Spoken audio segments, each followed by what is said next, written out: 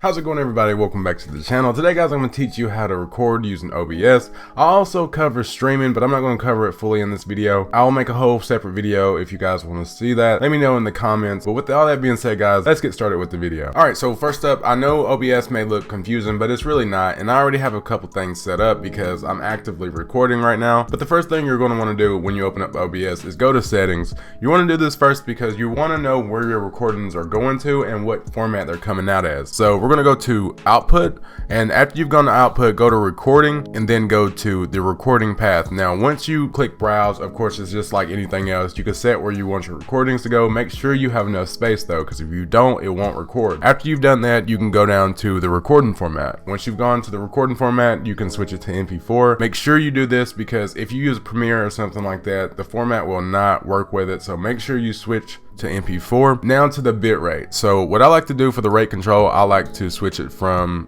I believe it's set to VBR at first, I'm not sure, but switch it to CBR. According to this chart, that's what you want to switch your bit rate to. So in my case, I like to record in 4K, so I'm going to keep mine at 13,000. You'll just have to set yours accordingly.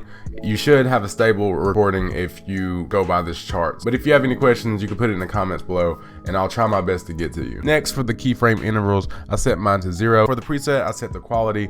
Profile set to high, and look ahead, I don't check that. Psycho visual tuning, I check that.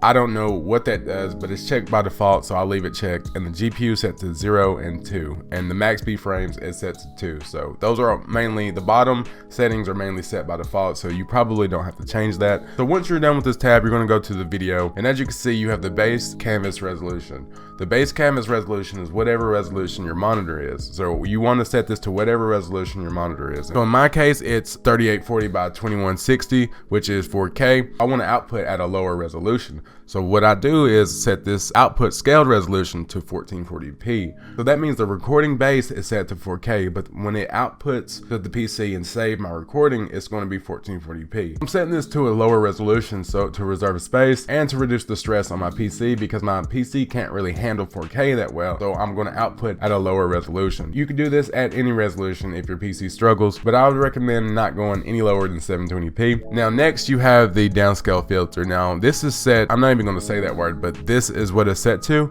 This is what it was set to by default for me, so I didn't really change it because I don't know what that means. But next, we have the common FPS values. Now I record a lot of games, so I like to record at 60 FPS. If your PC can't handle 60 FPS, you can record at lower resolutions like 30. If I wasn't currently recording, you would see those options right now. So once you've finished on that tab, you're done. You can hit OK or apply once you've done, and then hit OK. So we're back to the main screen. So as you can see, I have a scene right here. You can press the plus to make a new scene. As you can see, I can make a new scene, but I'm not, because I currently have one that I'm recording on. So within every scene, you have sources. And as you can see, I have these different sources already made. These are the sources I use to record and stream with. As you can see, I have my main camera, snowball mic, and my Discord chat, and then my game chat. You have to have sources for every piece of audio you have and every piece of video.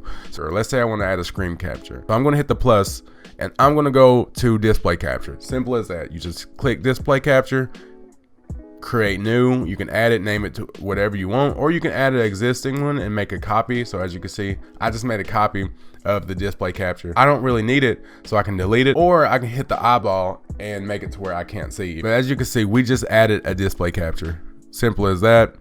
I'm going to delete this though, because we don't need it, because we already have one. Let's say we want to add a mic. We can just hit the plus, add a mic. Input capture, it will be all your microphones. Output capture will be all your speakers. So in my case, I want to add a mic. I'm gonna just name it SB2, Snowball 2, and it would be my second mic. And then I would assign this mic to whatever mic I have plugged up to my PC. So in this case, it'll be Snowball. I'm not gonna click it, or you probably hear my voice twice now. Go ahead and delete that. Lastly, I'm just gonna show you guys how to add a game capture. Now you're gonna press the plus, go to game capture, name it whatever you want, and you can go to capture any full screen application or capture any specific window. But also, after you've selected that and pressed OK, you can go down here and it'll give you the option to capture that or a specific window. That's gonna be it for the video. If you guys enjoyed this video, make sure you hit that like button, and if you really enjoyed it, maybe even try subscribing, and I'll see you in the next video.